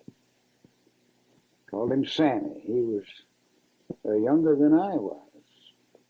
What has happened to those boys? Are they all dead? Or are they any of them alive? Or Well, what businesses did they go into? Or what? Louis became a very successful businessman, following his father in the gin business, and he owned gins in North Texas, around not far from Fort Worth and Dallas, and became well-to-do from the business there, and died rather early. He died young. As I recall, he was in his 40s when he passed away. And Herman, the other boy, wasn't in any kind of business the last I knew of him, except I did hear of his dealings later on in employment with a gin. I don't know what capacity he had. I never was around him anymore after he became grown. Did he live in Moody? Yes. No, he left Moody. Okay. How about the other one now, Sam Jr.? Sam Jr. went ahead and finished school at Moody, Texas. And I don't know just how he got along. long. I didn't hear from him for so long because his mother was dead. And didn't hear from him so long that I don't know how he got to be a businessman, but he went to Bland, Texas. Next I heard of him, he was married and lived at Bland, Texas, and was doing fine out there. He became the big leader in Levelland. He was one time a county judge. I believe first he was county superintendent of schools, and he became county judge, and he held several county jobs there, and it seems that some of those jobs were a combination. It wasn't necessary to have, or they didn't have, a single man for all the county offices. And he occupied, I think, two at a time there sometimes.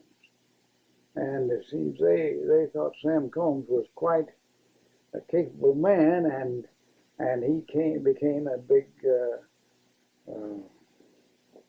leader there. And it was that way the last I heard of him. He finally passed away about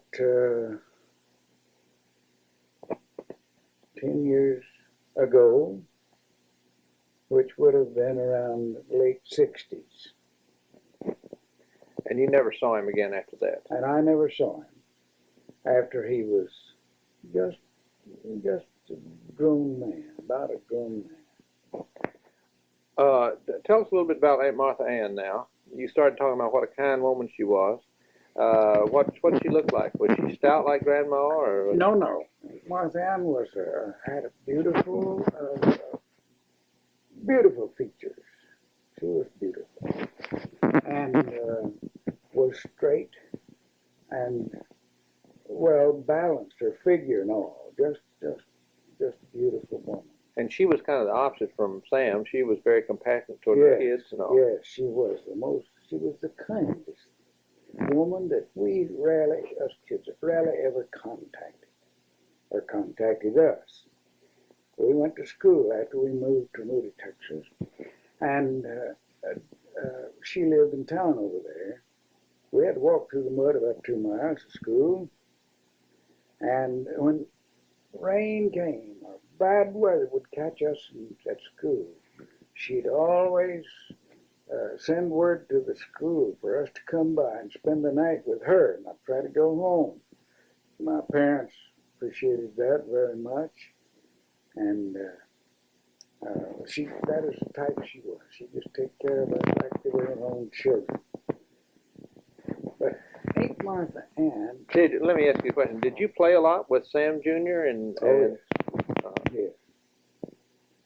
Sam was quite a good playmate, and even though they were well-to-do and we were poor farmers, my dad even rented farms out there a few years from Uncle Sam. He owned land around there, around Moody. And Sammy and I, and with my sisters, played a lot. And he always had played toys and things that we didn't have. And he was very good to share those toys with us. I learned to ride a tricycle that he had, and I never had one myself. And such things. Sammy was a nice playmate. Now, what kind of house did Sam and Aunt Martha Ann live in? Very large, expensive house? No, it wasn't a large, wealthy type of property. Those they had a nice home there in Moody. He could have afforded it. Sam could have. Yes, he could have. But they had this nice home there, and plenty of room for all of them. Louis had married and wasn't there anymore, and just had the 2 boys, and he was well fixed by that time. He was well fixed, well to do. I meant to say that early in my life, around age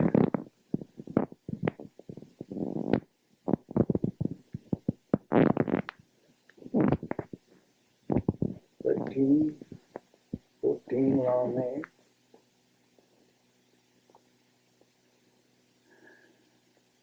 Uncle Sam and Aunt Martha Ann became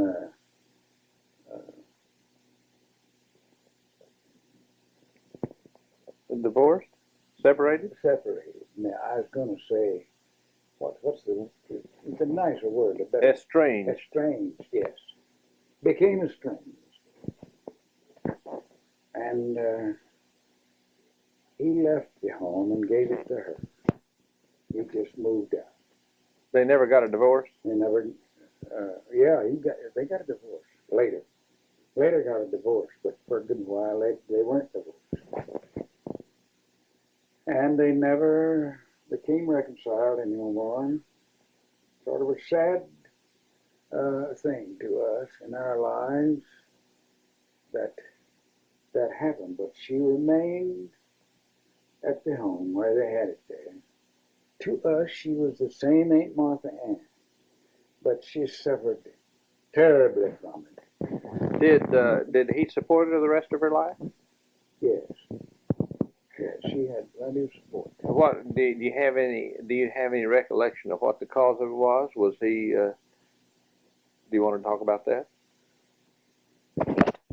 All right, tell us a little bit about what happened to Aunt Martha Ann and Uncle Sam. Well, Uncle Sam ventured out and bought gins at other towns.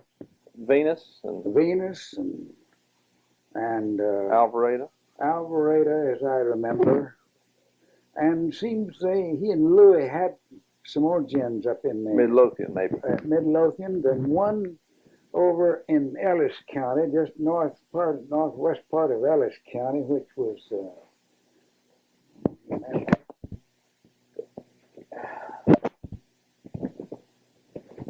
Uncle Sam was always, my memory, disturbed by stomach trouble.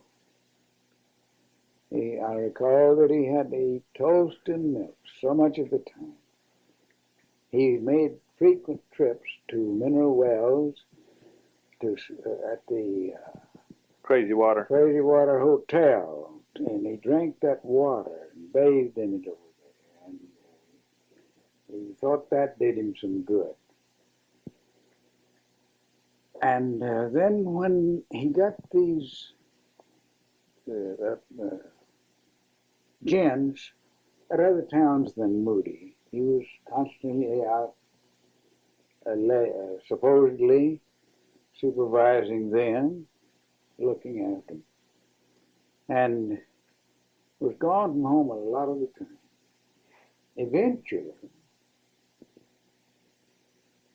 Aunt Martha Ann found letters in some of his belongings that he had destroyed, indicating a very close relationship with some other women.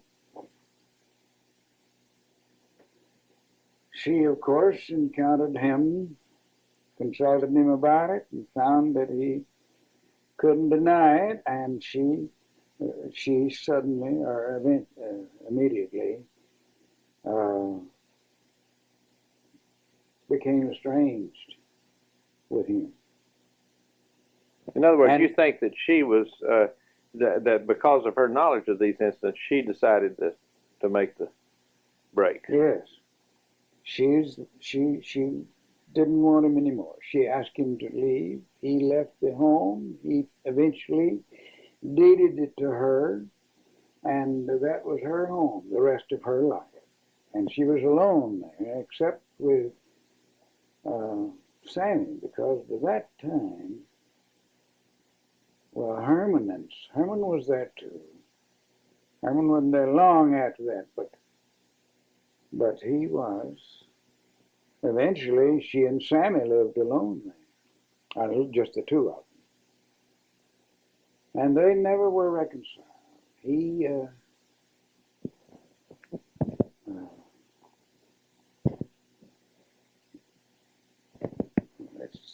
I'm not sure. Seems that he remarried, and I'm not sure about that, but that's my impression right now, that he remarried. But Aunt Martha Ann did not. How long did Aunt Martha Ann live? She lived until about 1925 or 6. Right about that time, she passed away with heart attack. How old was she approximately? Do you know? Just a minute. She was approximately 63 years old When she died? when she passed away. In 1925 or so? About 1925 or so. Let's talk now. We've about all the other children that were Grandpa's brothers and sisters. How many were there in Caleb Jones's family?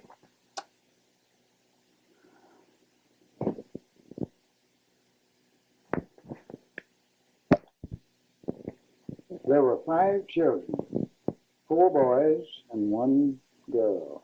And that was Aunt Martha Ann, of course. That was Aunt Martha Ann. My dad was the youngest of the children. How many of these boys came to Texas? And All of them except Uncle Willie. The oldest was Uncle Willie, my Uncle Willie. Grandpa Caleb Jones's oldest boy. where He does remained in Kentucky, had a nice home there, a nice farm, and a nice family. Nice in what size. town? Nice size. In what town? Middleburg. Middleburg, same town. Okay. And he has a lot of descendants. He wasn't in town. He was on the farm. Okay, but he has a lot of descendants there in town. And those are the people you went to visit last year, Yes, 2 years ago. but he doesn't have many descendants. Okay, let's don't talk about him. Let's go ahead and talk about the ones that came to Texas. Yeah. All right. After Uncle Sam and Aunt Martha Ann came to Texas in 1890, who was next? My father. Your father. My father came out here to visit. Not to visit, but he came out here to work. Because Uncle Sam was doing so good. He liked it out here, got in this cotton business. And Father thought that it would be an opportunity for him. So, and he'd been here about 2 years when he married my mother. Had he been farming in Kentucky? Yes. And had he had his own farm, or No. he just been sharecropping or working for somebody else? Sharecropping. All right, go ahead. And he met Nancy. Met my Taylor. mother, who was Nancy Taylor. And incidentally, my mother never saw her mother because her mother died of childbirth. He married her on Christmas Day,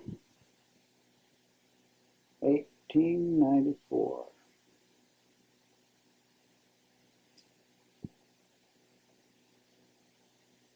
They lived at Bland. She lived at Bland. As we've explained already. In the old home place, probably. The old home place. And the father, and they started their married life in Bland as the post office. Who was next to come to Texas? Bland and Moody and so forth around in there. The next was Uncle Mike. Was he the oldest outside of Uncle Willie? Correction. Uncle John came next. He was the next to the oldest of the boys. Uncle Willie, being the oldest, remained in Kentucky. Uncle John came out next, and he was a bachelor, remained so until his death. When did he die? In 1924. And he never married, and I understand he lived with y'all quite a lot up through even through your teenage Yes. life. He was with my father a good deal before I was old enough to remember too much. But they lived near each other down the Leon Valley there. And Was he a sharecropper also? no, he bought a farm I see. of his own. The last one that could be bought on that side of the river going south. The mountain was so close to the river below that. He had the last farmland down there and built a nice little house on it. And he batched and lived there. I never knew of anyone else living there afterwards. And then he farmed by himself down there. And the next of the boys to come out was Uncle Mike Jones. He was the third oldest in the family. Before The children. before we leave Uncle John, I can remember you talking about Uncle John a lot, and evidently he lived with you all, and you were kind of close to him, or what was his relationship to you? And he was my uncle, my father's older brother. well, didn't Grandma and Uncle John get along? Do I remember a story about that they didn't get along too well? Yes. Can you go into that a little bit? Uncle John was a peculiar kind of a man. Didn't understand women at all, I don't think. He never married. My mother either didn't understand him or couldn't tolerate some of his ways and activities around when he is around. It seems that he wanted his brother to do certain things that she didn't always like. For instance, In handling his children, for one thing. And things. can you think of an instance along the way that would explain that situation? One thing, he would always show a disgust at mother's pregnancy. And mother couldn't stand it. She just worried herself to death because he could show how, with his looks and the movement of his features. Do you remember this, or is this something that Grandma told you? Yes, that's what mother told me. Uh-huh. Later on, I came to understand it because he did us the same way.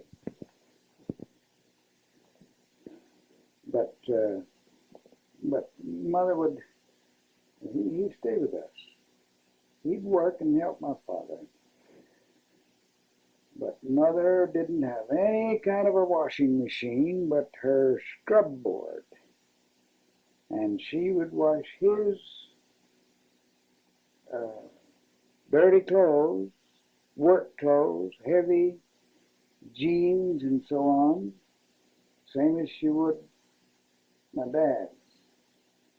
And he didn't show her seemingly much appreciation for that kind of work and that kind of help.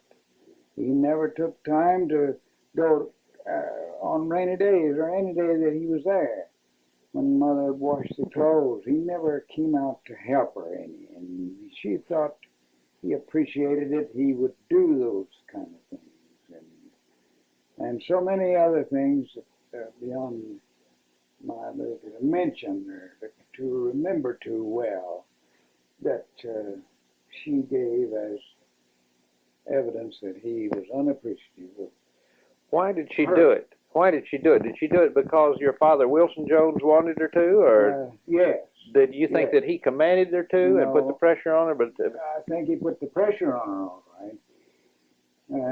Because he was there and he lived with us, and Dad wanted him to be there. It was his brother, and he wanted him to live with him if he could. was it because And he helped him on the He farm? helped him on the farm. Uh-huh. Well, And- Uncle John might have thought that the fact that he helped on the farm was enough pay for her washing his clothes. I obviously did. Okay. Go ahead and talk then about Uncle Mike. That kind of gives us a picture of Uncle John. Well, as Uncle John lived on with us, Mike is now, he stayed with us as part of our household, you might say, until 1914. Then went back to Kentucky and never came back anymore except on one visit.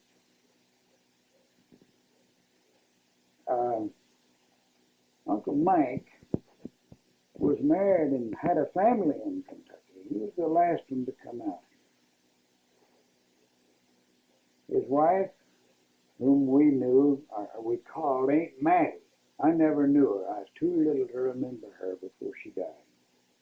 But she died after coming to Texas, and not long afterwards.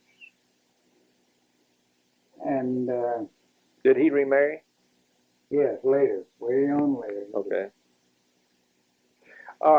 Is Aunt Mattie the mother of the Joneses that are in Moody right now that own the gin and so forth? Yes, yes. Okay. In other words, they're the sons and daughters of Uncle Mike's first marriage. Right. Okay. He didn't have any children by a second wife. Okay. And there were born to him Ernest, first Minnie Jones, and Ernest in the next order, and Gladys, they called her. Some people would say Gladys, but they called her Gladys, was the baby. And they had lost two children younger than Gladys or in the rest of them. Was that all? Just two girls and a boy? The girls and the boys, the ones that I grew up knowing. I never Uh-huh. knew the others. They died before. I see.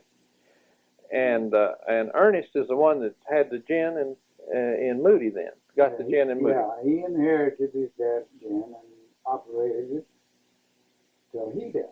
And I remember him because we went to visit him when we lived in Gatesville one time.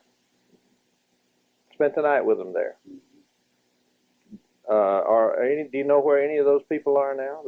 Are they still in Moody? Or are they their descendants? All of them are dead. All the children are gone except one. Gladys still lives, as far as I have heard. No, I just heard from her about 2 or 3 years ago. No, it's 2 years ago. That she had moved to Pennsylvania, where her children live. 2 of them, I think, are up there. They had all left this part of the country. She moved up into Pennsylvania, and I've never seen her anymore. I haven't heard from her anymore. Only one was left. I remember Ernest had at least two boys that I remember. Did he not? And so, just had 2 boys. Two boys, and one of them was a few years older than I. He should probably be 50, 55 or so at this time. Does he still live? Do you remember what his name was? Yes. Let's see. Okay. Mike was older than any of you, older than Sue. And the other one was Ernest Jr. And the next one was Ernest Jr. Are they still in Moody, or do you know? Mike still lives in Moody, and Ernest lives in Temple, I believe. Last I heard. Are they still, of course, not in the gin business, probably, but No. they. Mike years ago had a stroke, and he had to give up the operation of the gin he sold. He sold the gin, so it's not within Jones' family anymore. What about Uncle Sam's empire? This empire that financial empire that he built. What happened to it? Do you know? To get back to him right now, since we're talking about this particular aspect of it. Well, it went to heirs. His son, two sons, both had children, and